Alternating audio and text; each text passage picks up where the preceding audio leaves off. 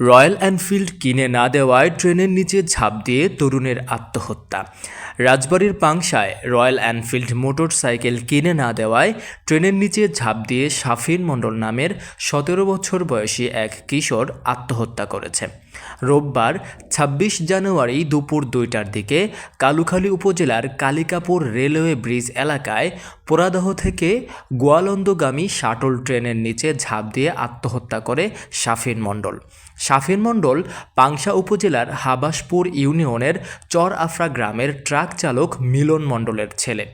সে এবছর স্থানীয় মৌকুড়ি উচ্চ বিদ্যালয়ের এসএসসি পরীক্ষার্থী ছিল।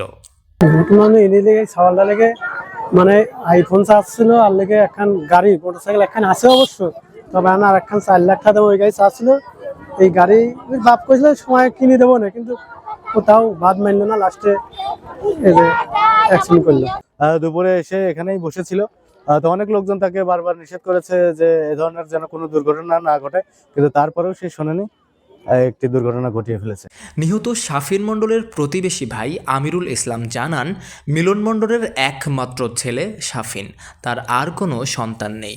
শাফিনের বায়না ধরার কারণে ৬ মাস আগে ছেলেকে একটি নতুন সুজুকি জিক্সার মনোটন মোটরসাইকেল কিনে দেয় মিলন। তবে কয়েকদিন ধরে শাফিন তার বাবার কাছে নতুন রয়্যাল এনফিল্ড মোটরসাইকেল ও আইফোন 16 প্রো ম্যাক্স কিনে দেওয়ার জন্য বায়না ধরে। তবে তার বাবা এতে রাজি হচ্ছিলেন না।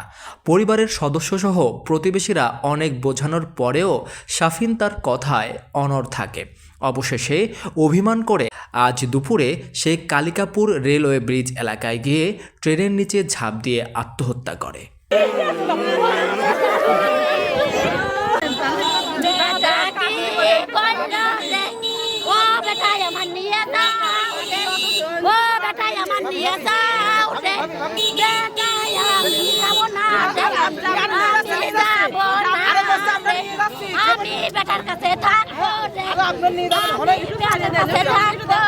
রাজবাড়ী রেলওয়ে থানার ভারপ্রাপ্ত কর্মকর্তা আসিফ মোহাম্মদ সিদ্দিকুল ইসলাম বলেন, কালিকাপুর রেলওয়ে ব্রিজ এলাকায় ট্রেনে কাটা পড়ে এক কিশোরের মৃত্যুর খবর পেয়েছি।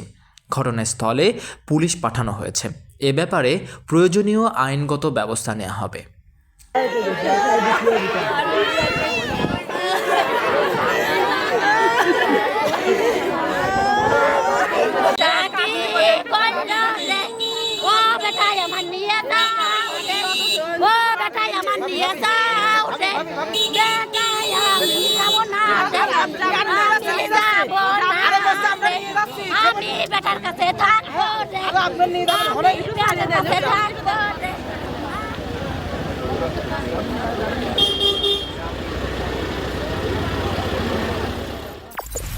কালুখালী টুডে, শিকড়ের টানে মাতৃভূমির প্রাণে।